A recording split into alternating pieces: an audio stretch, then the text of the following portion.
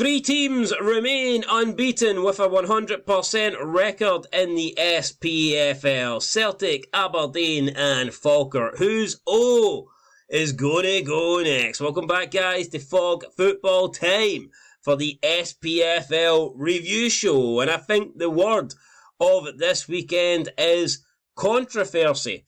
And as Sean Connery would say, it was controversial. Probably a shite Sean Connery impersonation there, but you know what, this was a pretty shite weekend, so I'm not going to judge myself on it too much. We'll talk more about the action in the Premiership, the league that kind of really matters more in this video. But as always, we will start with League 2, where, I mean, there definitely wasn't any controversial VAR decisions because they don't have VAR. So, first game, Clyde won. Edinburgh City won. I actually predicted a 1-1 draw in this, so I got it right. There you go. Congratulations. What did I win? Absolutely. Hee-haw! But it was nice to get a prediction right, I guess. So, fair play. Elgin City 2, Bonnie Red Rose 1. And we can see a decent attendances here, over 600 in the first two matches. Peterhead 2, Stirling Albion 1, 566 people attending. We had an own goal for Ross McCukey and a red card for Eric Sula. Quite a lot of red cards this weekend, and that didn't change here when you look at the next game. Stranraer 2, East Fife, red cards for Liam McFarlane and Dick Campbell. So, 2 red cards in that game. And then the Spartans had a 1-0 win over Forfar Athletic with a late Kieran Watson goal in the 92nd minute. So, a big win there for the Spartans, defeating Forfar Athletic. And if we look at the table, we can see that Peterhead lead the way. They're unbeaten, only dropped 2 points out of a possible 18. They are doing well right now. East Fife in second place, 4 points behind. Then you got Elgin City, Stirling Albion, the Spartans, Bonnie Red Rose. At the bottom of the table, we have Forfar Athletic. Edinburgh City with 5 points, still doing well. That draw they had kept them above Clyde. A lot of people predicted Edinburgh City to be cut adrift here at the bottom of the table this season and get relegated. I mean, that could still happen, but they've had a pretty decent start where they've, picked up 5 points for 6 games. It's not great, but it's a lot better than people expected them to get. So I think they've had a decent start. But Peterhead leading the way, one of the favourites for the title. Am I surprised? No. I would say probably the most disappointing team so far has been the Spartans. They find themselves down in 5th place. However, they do have a game in hand over most teams. That game in hand is against Elgin City. And if they do defeat Elgin City, then they will go on to 11 points. Likelihood is they will overtake Elgin City, and they'll only be 1 point off the second place East Fife. So that pretty much sums up League 2. We're going to move into League 1. Alloa Athletic 2, Inverness Caledonian Thistle 2. 778 people in attendance with a goal there for Connor Salmon, the former everyman, to be fair. I'm trying to think of a club that he's not played for in the top flight. Got Billy Mackay still banging in the goals for Inverness Caledonian Thistle. How many goals will he have when he calls it quits? I don't know, but he's going to have a shitload. A 2-2 draw there. Annan Athletic 1, Dumbarton 1. I'm not Annan, you're not boring me, I swear. I just yawned at the wrong time there. Paul McCowan late on, 92nd minute equaliser. Brett Long getting sent off for Dumbarton. Did pretty well to hold on as long as they did. Kelty Hearts 1, Cove Rangers 3. I mean, what can you say? Hearts are shite. Doesn't matter whether it's Kelty Hearts or Heart of Midlothian. We're just pish, we can't seem to... if you've got Hearts in your name, then you're fucked, essentially. Cove Rangers with a 3-1 win. Although they did get 2 of those goals late on. Montrose 3. Stenhouse Muir 0. Big win there for Montrose. And Queen of the South 2. Arbroath 1. So, big win there as well for Queen of the South. And if we look at the league table, Alloa Athletic lead the way after 6 games. Now, I do think it's surprising here that after 6 games, no team has got higher than 10 points. Alloa Athletic have only won 2 games out of the 6 they played in the top of the table. That's insane. You wouldn't think 2 wins out of 6 would be enough to put you top, but they haven't lost yet. You've drew every other game, so that is why. But still, look at this league. It's so fucking tight. I mean, yes, Arbroath are beginning to look like they're cut adrift a little bit, but, I mean, from first place Alloa down to 9th place Dumbarton. There's only 4 points in it. And literally Annan Athletic with a win could potentially move, top. Annan Athletic there's one win separating 1st to 8th. So this league, very close, very competitive. And League One has had a good start to the season. Fair play to League One. Moving into the Championship now, Falkirk, one of the unbeaten teams, one of the teams with a 100% record, continue that. They defeated Airdrieonians by 2-0. Airdrieonians, for me, been disappointing this season. I expected more from them. I get it, they're up against a good Falkirk side here. I thought they might actually cause an upset today. Didn't happen though. Falkirk getting the win, Dylan Tate and Sean Mackey with the goals at the Albert Bartlett Stadium. I don't like the name of that, but whatever. Ayr United 1, Partick Thistle 1. Ayr United did go ahead with an Anton Dodds penalty, but Partick equalised with Harry Milne late on in the 74th minute. Another 2 points drop for Scott Brown's team. I think at the start of the season, people were getting a little bit carried away for Ayr United. Us as well. I think we believed that, maybe they were going to go on and not win it easily, but I think we did believe that Ayr were strong favourites, and potentially they still are, but Falkirk now really looking like they can take the fight to Ayr. If not, maybe Falkirk are already the favourites. They've got a decent little lead already, so, who knows. Livingston defeating Hamilton Academical by 3-0. Obviously, two former Premiership teams here. Obviously, Hamilton have been at the league a little bit. Livingston only falling out at last year, and they'll be looking for automatic promotion, and who knows, maybe they'll get that. Goals for Scott Pittman, and then 2 goals for Robbie Moorhead late on gave Livy, a big win, a big 3-0 win there against Hamilton Academical. Queen's Park 1, Greenock Morton 0 at Lesser Hampden. It was Dom Thomas just for half-time getting the goal for Queen's Park. And, another crucial win for Queen's Park there. Greenock Morton, I think they will struggle this season. Definitely one of the teams I expect to maybe get relegated.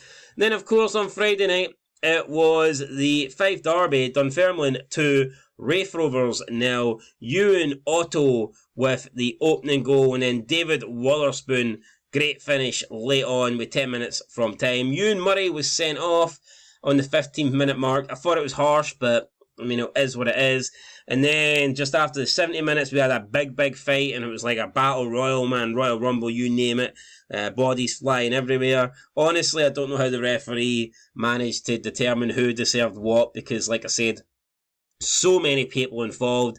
I believe there was a few red cards as well for like some of the coaching staff and that, but Craig Napier only booked, I say only, but during that incident, he only booked 5 players, which is, not that many considering pretty much both teams were going at it. But, good attendance, just shy of 7,000 there at the KDM Group East End Park. So, the Fife Derby. Is that a derby we could see in the Premiership within a few years? Who knows? Dunfermline, obviously, they've got ambitions to get back into top flight. Raith Rovers, last season, looked like they certainly could have got into the top flight. So, that's a good attendance. And, the Fife Derby, we haven't really seen much of it. Dunfermline have been a lot better than Raith over the past, 2 decades or whatnot. But maybe Raith are going to, even after, even before that, man, in the early 2000s, 90s, Dunfermline, in my lifetime, have always been, a bit superior than Raith, but maybe the tables have turned now, and maybe they're going to be a little bit competitive. But it was a good win for Dunfermline, 2-0. Much needed, because they didn't have a great start to the season. And we can see here in the Championship, Falkirk do lead the way then. Still unbeaten, still a 100% record. They've got a 1 point lead over Ayr United, but with a game in hand, and if they can win that, they will go 4 points above them. Livingston are in 3rd place, 3 points behind Ayr United, but with a game in hand, and if they win that, they'll go level with Ayr United. So, still pretty close, but, are the top 3 going to finish in the top 3? It's beginning to look that way. They do look maybe a step above the other teams here. We can see Queen's Park in 4th, Partick Thistle in 5th, Hamilton, Dunfermline, Airdrieonians, Greenock Morton, and then Raith Rovers at the bottom. So, Raith, after that defeat to Dunfermline Athletic, going down into 10th place. Dunfermline, with that win, moving off the bottom of the table and going up to 7. But, you look at, again, this is very close. from like Queen's Park down to Rafe, not a lot in it. You win a couple of games and you can literally move up 7 places, so it's tight. It's still tight early on. There's no need to panic. It's early days. I mean, Rafe Rovers, can they still push for the title? I'm not convinced with what I've seen in the way they sacked Ian Murray, but they'll still be thinking that come the end of the season, they should be in the battle for a playoff spot. And I believe they probably will be. So, yeah, that is your championship there. Now we're going to see if we can get Big Stevie Cool on the line. Let's see if we can go live. If we can get Big Stevie Cool here to pick up. Is he still depressed over yesterday? Let's find out, shall we? We're ringing. Will we get an answer? Is he going to play ball?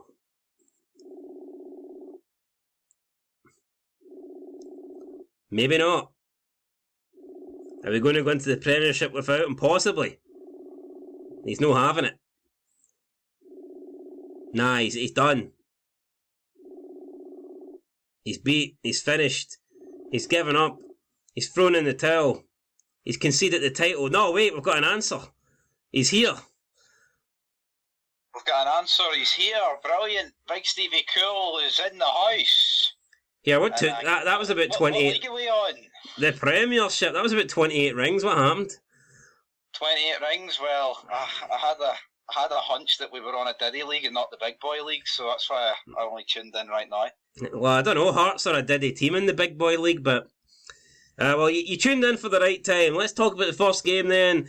We've got, obviously, on Sunday, the only game on Sunday. It was Dundee United versus Rangers. It ended Dundee United 0, Rangers 1 at Tannadice. A lot of yellow cards in this game.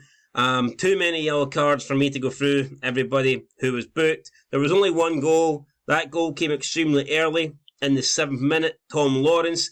Thought it was a pretty good goal for Tom Lawrence, but I think it's about time he actually delivered and done something. So, about time he repaid Rangers, and he did today.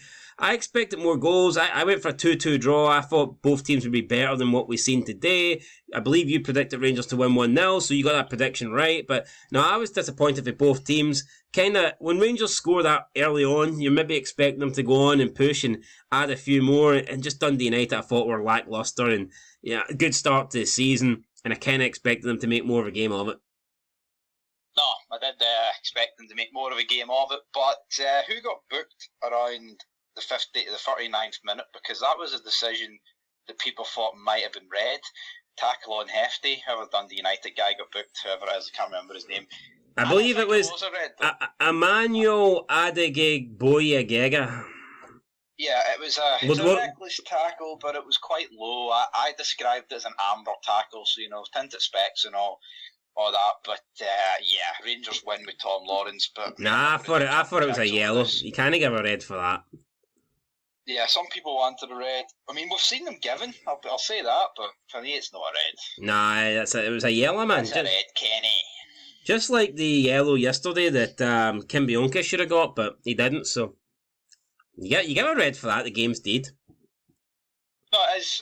Rangers win. I think Dundee United were a bit pish because Rangers are there for the taking. You've got a good opportunity to beat them. They're on their knees, and turns out Dundee United just got on their knees as well, joined them on their knees. Well, not good. Jim Goodwin loses his unbeaten start to the season. Rangers win and they overtake Dundee United, but they kind of had to because, they really couldn't afford. Even at this point, forget about the title. They really couldn't afford to drop any more points on Aberdeen. Or else, Aberdeen getting second really does become a possibility. No, I agree. If it goes to 7 or 8 at this stage, it's like, well, what's to suggest it's going to get better? Aye, so Don Robertson, did he have a good game? Any controversial moments? Other than I thought he had a decent game. Apart from that potential red, what else was there? There was nothing really. There was nothing really else for him to do. It was a simple game, and Rangers won in the 7th minute. I predicted that. I thought they'd win, but it would be pish, and that's exactly what it was. Well, a pish win's better than a good draw, I guess, if there's such thing as a good draw. Anyway, anything to add before we talk about the next team? No, let's talk about the next team. Right, let's do it then. Let's talk about the next team, and the next team is Aberdeen. It was Aberdeen 2, Motherwell 1. at Pittodrie. 17,155 fans in attendance. Still, I think, pretty low considering Aberdeen's start to the season. A lot of empty seats there. I mean, it's higher than what they were doing last season, obviously, but I mean, I kind of thought maybe Pittodrie would be packed out at this point. Yeah, I mean, without actually winning trophies, this is as good as it's going to get for Aberdeen. You know, you would be right to assume that it's only going to go downhill in the league from here. You're joint top. Yeah, well, we'll see what happens. Gay with the 2 goals. We had Moses late on pulling one back from Motherwell to make it squeaky bum time. Aberdeen held out though. They got the win. They got the 3 points. Sooner or later though, if they keep doing this, if they keep letting teams back in late on, it will cost them eventually and they will drop points. But they managed to survive here. Good win for Aberdeen. 5 out of 5. Unbeaten still. One of 3 teams in Scotland with a 100% record. But will they be the next team to lose that 100% record, do you think? I mean, they're up against Celtic when it comes to 100% record, so odds are they will be. They're away to Dundee. Celtic are also away. And Falkirk. To St Johnstone. So, I mean, I think in an ideal world, you would like them both to be 100% going into the game at Parkhead between the 2 of them, but I don't think that'll happen. I think Aberdeen probably will drop points. I mean, can Hearts really afford to lose to Aberdeen? No, it depends if Naismith's there or not. To me, if actually Aberdeen will win. Tell you what a game that would be if both go in 100% record. Well, you know, that's what you want, right? There's no excuses then. There's no, you're against Celtic, just expect to get scalded. If Aberdeen go into that game at Parkhead, joint on points still, that's a title fight for me. Even if they can go in within a win of going top. Yeah, because it means if Aberdeen are 2 points behind or whatever, right, and they draw, you're still 2 points behind, nearly like a third, a quarter into a season. So, I hope we do get a title fight. My team can't do it. I welcome Aberdeen. You welcome Aberdeen. Anyway, good start for them. Continuing that record, fair play to them. And what a job Jimmy Phelan's doing. Rightfully won Manager of the Year, by the way. I know a few people complained about that. I mean, wind your neck in. Oh, but Celtic are top. Brendan Rodgers deserved it. Brendan Rodgers did it. I mean, look at the size of the clubs. What's more impressive? Who's had the more impressive start? The team with much bigger budget and the much better players than everyone else? Or the team with the brand new manager that realistically shouldn't be competing with Celtic but find themselves level after 5 games? I mean, come on. Do the maths. Yeah. Just take the tint of specs off and realise what's going on here. Of course, Jimmy Phelan was always going to win it. Rodgers had a great start to the season. No one's going to take that away from him. But Aberdeen's start to the season is unprecedented. When was the last time we can say that there was a non-Old Firm club won all their games at the start of a season like this? In years? Well, Hearts did it it's about 2 decades ago. Yeah, but 2 decades ago, that's exactly the point. I can guarantee you, whoever was the manager won Manager of the Month for August. Aye, George Burley, I'm sure he did. Aye. And then he got sacked. Yeah.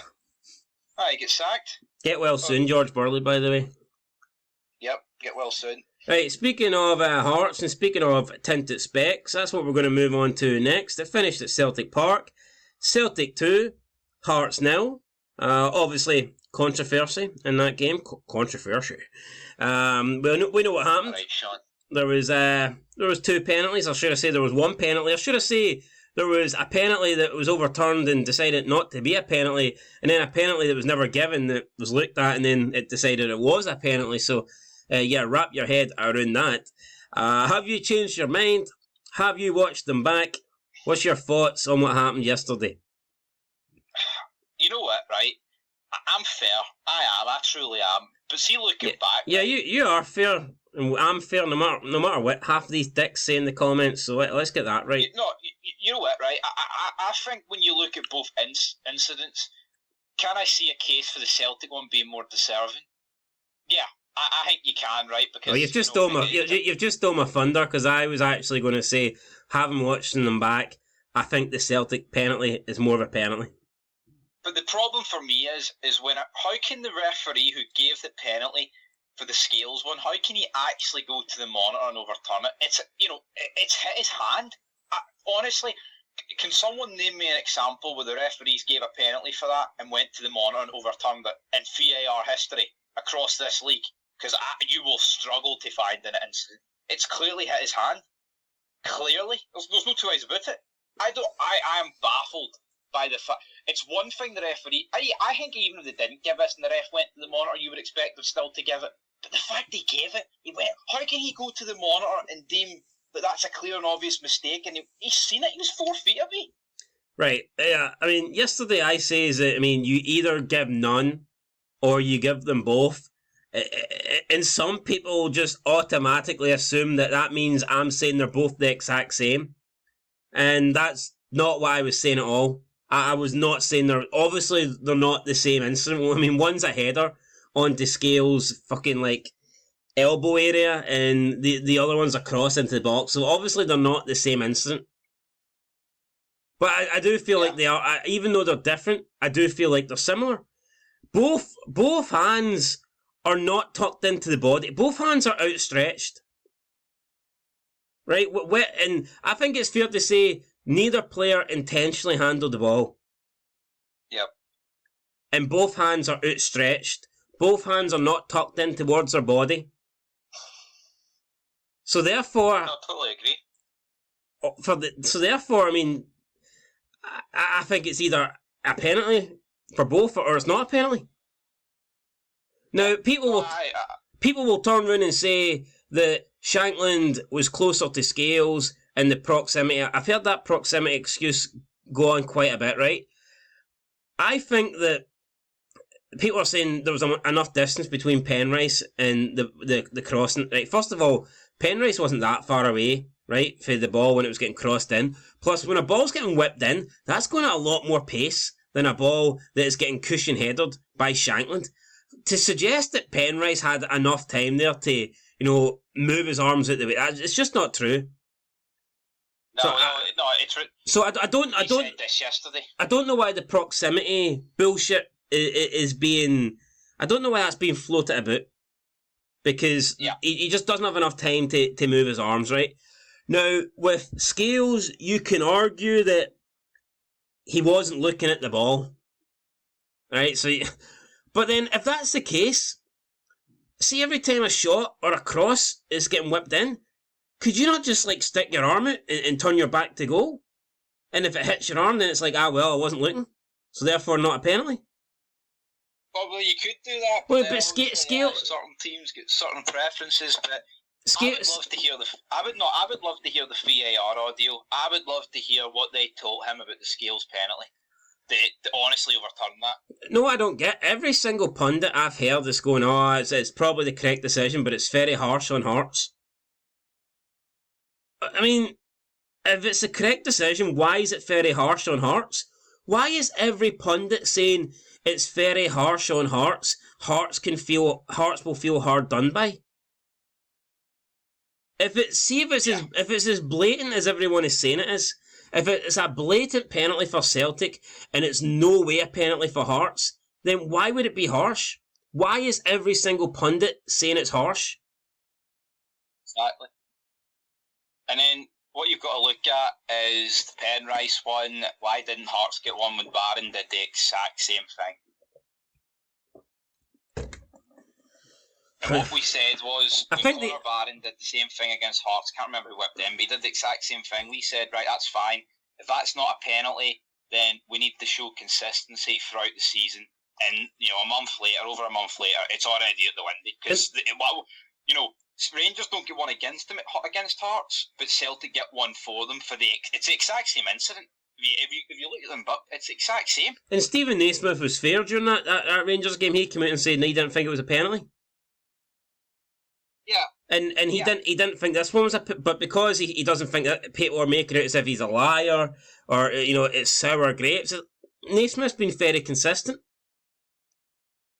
No, he has been. He just said if you give one, you have to give the other. That's what I agree. You've got to look at it. He gave one and then he didn't give the other one on field, and whatever you say, that has to play a part. Now people are saying, well, Conor Barron had his arms into his chest and Penrice had his arms out. Well, Liam Scales had his arms out. But for some reason, it doesn't count when Liam Scales has got... it is what it is. If it was flipped, right, and they gave the Scales one, they didn't give the Penrice one, we'd be saying the exact same thing. 100%. But the reality is that's not what happened. But of course, weeks and months of being honest, it gets thrown out the window apparently when there's one decision you don't agree with. Yep. And also, to people having an issue with me calling it controversy or calling something corrupt, I think it's ironic that there's a set of fans that claim the league is against them and that the league give another team, there's corruption for one team. Like, how can you say that, penalty to Rangers? How can you claim corruption in favour of Rangers for years and years and years? Then when I say yesterday, I think there's corruption, corruption doesn't exist. Work that one out. Funny, damn it. No, work that one out. You know what I mean? You spend your entire life claiming that the league's corrupt towards one team. But when I claim the corrupt decision yesterday, it's like, what are you on about? Corruption doesn't exist in this league. I mean, what a load of shite. That is a load of shite. Now, let's just move on, man. We're beating around the bush here. See, at the end of the day, they're not the worst decisions you'll ever see, but they're not good at the same time. No, my final thoughts are, I can admit, if you're putting me on the spot and you're asking me which one is more of a penalty, I do actually think Celtics is more of a penalty. But I still think, even though they're different circumstances, I think they're similar in many ways. And for me, if one's given, I think the other one should be given. Naismith agrees. Apparently pundits don't agree, but they think Hearts were very hard done by. So why were Hearts very hard done by if it was the correct decision? Explain that to me. People are arguing it's the rules, right? If it's the rules, then how are Hearts hard done by? It seems to me that, I was going to say it's a referee's preference. Well, the referee saw it, man. So, I don't know. Also had some Celtic fans saying that Hearts were unlucky, so, in terms of the decision, so, honestly, if it's in the rules, and if it's black and white, then there's nothing unlucky about it. The only way it's unlucky, or the only way Hearts should feel hard done by, would be if it's a controversial decision. And for me it is, and I think... You know what? See if the ref never gave neither. It would wouldn't be as bad. It's the fact that he gave Hearts the penalty and he didn't give Celtic the penalty, then overturned them both. I just find that a little bit hard to accept. Either way, Hearts weren't good enough. I know people are saying, it was a better performance. Was it really? Put it this way. Defensively, it was decent. See if he didn't give the Penrice handball, right? We wouldn't even be here talking about it. Well, of course not, because there would have been nothing to talk about. Probably would have ended in a shitey 0-0 draw. I'm talking about how the fact... It's because... It's just... I don't get it. Let's move on, man. I'm sick of talking about it. And also, I hate this logic where people's like, it didn't matter, we won 2-0 anyway. Are people so fucking brain dead that they can't comprehend that Celtic only get their second goal in the 89th minute because Hearts are pushing for an equaliser? Do people not understand that goals change games? Do people not understand that Hearts wouldn't have been committing so many bodies forward had the scoreline still been 0-0? Honestly, man, I don't know how people can be so dumb. Like, what planet are they living on? Well, it's the same when Rangers beat St Johnstone 2-0, but I believe, speaking of St Johnstone, is it Hibs 2, St Johnstone 0 next? Aye, it is. Any closing thoughts on that Hearts-Celtic game, or are you just going to leave it at that? I'll leave it at that, man. They won. End of the day, did Celtic deserve to win? Aye, but doesn't really mean you can just get shafted in the process. Monda Bratislava. Slovan Bratislava. We'll see how that goes on Wednesday. No, only kidding. I'll be supporting Celtic. I'll have my green and white flag on. I won't. Well, you not, no? No. Nah, I got to support the Scottish teams in Europe.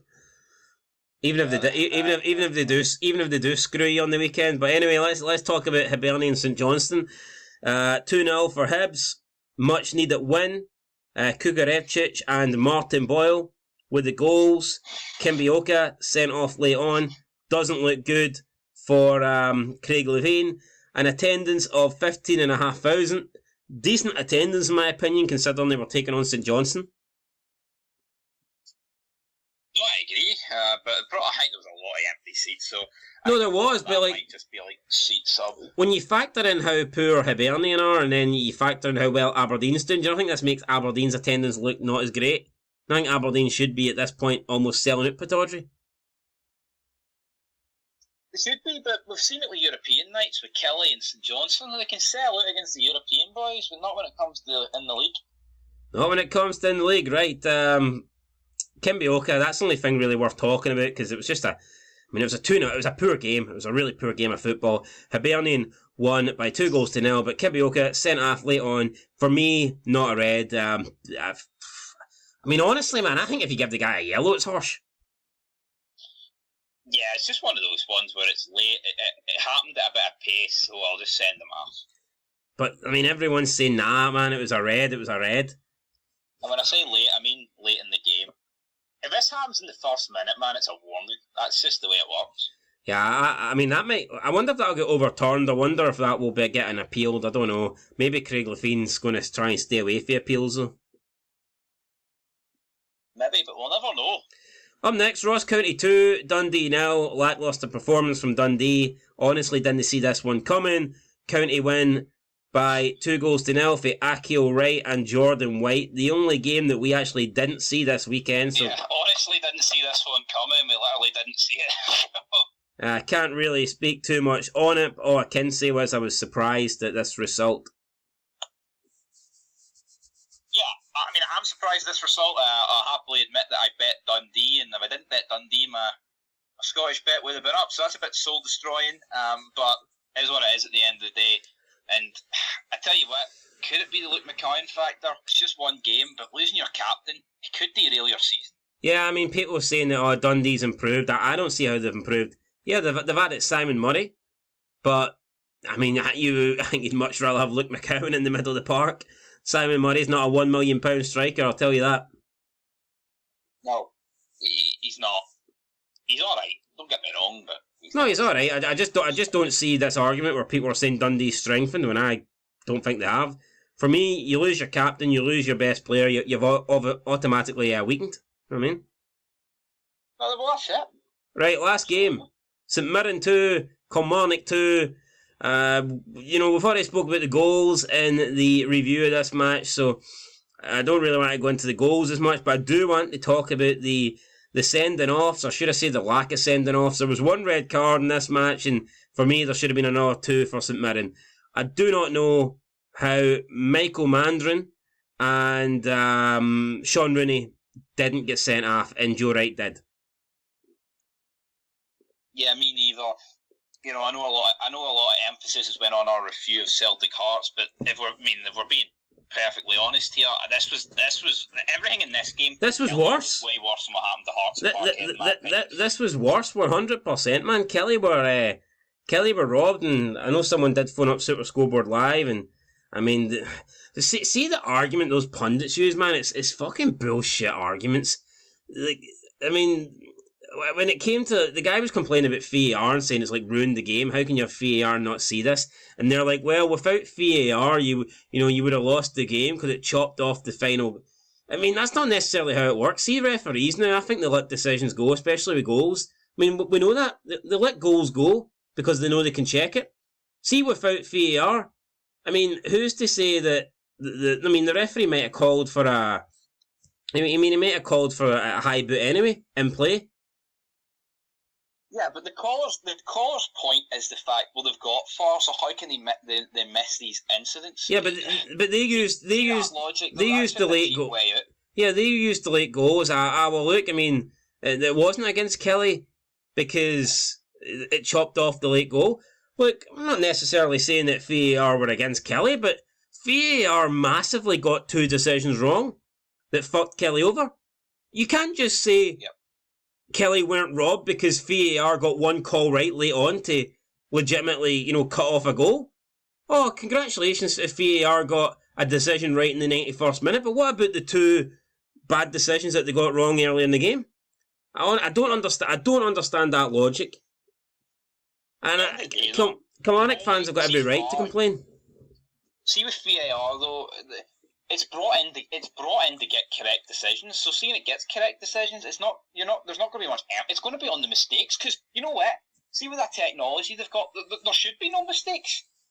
Yeah, I mean, but their logic was, well, you can blame VAR, but without it you would have lost today. What kind of bullshit argument is that? Yeah, honestly, I don't get it. I don't. Killie, it's just pundits, man. They're very. It's just very politically correct. It's almost like they've just got to praise VAR regardless of what happened. Yeah, I agree, man. They very rarely go against the on-field decisions. It's almost like they don't want to bash referees, don't want to be overly critical, don't want to call them out. It's lame. Yeah, but that's it though, because you seen on Super Scoreboard the other night they had Willie Collum on it. It would be a bit. I don't really know what the word is, but you can't have him on one week kissing his arse and then the next night you're burying him, you know what I mean? It would be a bit weird. Yeah. But see for Gordon Duncan and all, it's like they were kissing his arse. Oh yeah, they weren't calling him out or nothing, they were bowing down as if he was the greatest thing ever. And the fans don't feel that way about Willie Collum. Yeah. Just weird, man. Anyway, it was a crazy game. Killie got robbed. A lot of decisions went against them, but right. Sorry for McKinns. He's been shafted. I do. Right, time to look at the league table then. So Celtic in first place, 15 points, plus 14 goal difference. Aberdeen in second place, 15 points, plus 7 goal difference. So level on points. Celtic, though, have double the goal difference that Aberdeen do. I mean, I wouldn't expect that to change. I think we all know that over the course of a season, I mean, Aberdeen can't get near the goal difference of Celtic, so that's automatically giving them an extra point, in my opinion, in the title fight. If there is a title fight. Of course it is. Of course it is giving them a massive advantage, because it's just to be expected. Third place, we've got Rangers on 10 points plus 5, so they're 2 behind Aberdeen in the goal difference. Then it's Dundee United in fourth with 8 points plus 2 in the goal difference. Motherwell 5th, 7 points plus 1 goal difference. Dundee in 6th with 6 points. They've got a neutral goal difference. Then you've got St Mirren in 7th, 5 points minus 2 goal difference. Hibernian in 8th, 5 points minus 3 goal difference. Ross County 5 points in 9th, minus 5 goal difference. St Johnstone in 10th, 3 points minus 3 goal difference. Kilmarnock 11th, 2 points minus 9 goal difference. And Hearts in last place with 1 point. The only point they picked up was obviously that home draw against Rangers, minus 7 goal difference. So, yeah, I mean, not good for Hearts and Killie. I mean, yes, we're expecting them to come back up through the table, but you don't want to leave it much later, or else you are going to be cut adrift to the teams that you're hoping to be competing against. No, totally agree, but it's a shame because now the League Cup's next week and there's a wee bit of a break between the league. It feels like it's been very disjointed this season in terms of the league. Yeah, start, and I'm not a big fan of the international games straight away. No. Definitely not. I mean, see, with 2 weeks off for an international break, you could fit 3 games in. Yeah, I mean, I agree. And if they could, Wednesday, Saturday, Tuesday. And if they fit more games in, then you would just need less international breaks. So for me, that makes a lot of sense. But let's look at the next round of fixtures. Then, you what? What? What? What you on speaking? A cough? Didn't it sound like a cough? What did it sound like? Never mind, right. Anyway, Saturday, 21st September, we've got 2 games. County, St Johnstone, St Mirren, Hearts. Just 2 random games there. Obviously, because the League Cup, these teams are already knocked out. So, massive game, I think, for Hearts. Have to beat St Mirren, or Stephen A. Smith will walk, I believe. And then you've got Ross County, St Johnstone. I know it's early days, but could be a relegation decider. Ross County beat St Johnstone, they go 5 points clear, and I think that would be crucial after only 6 games. No, it would be crucial, but I mean, it's sad Hearts are already in a relegation decider like this stage of the season, that's for sure. Well, I mean, I think we pretty much condemned them to that.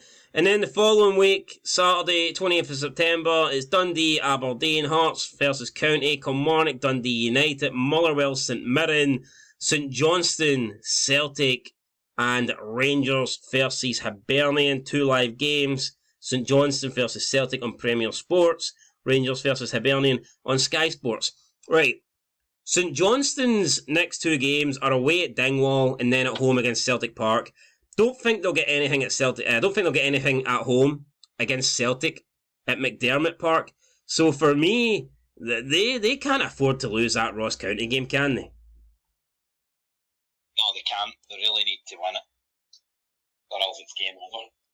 Dundee struggling with Footlick McCowan. Aberdeen, it would be a tough place to go, but I mean, they're coming off a bad result. Can Aberdeen go to Dens Park and get the win?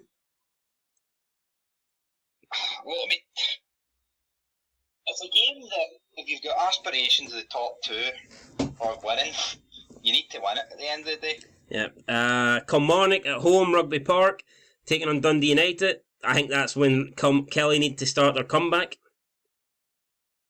Yeah, Killie need to win, man. It's alright getting shafted, but you're not going to get shafted every game. You need to turn your wins into W's.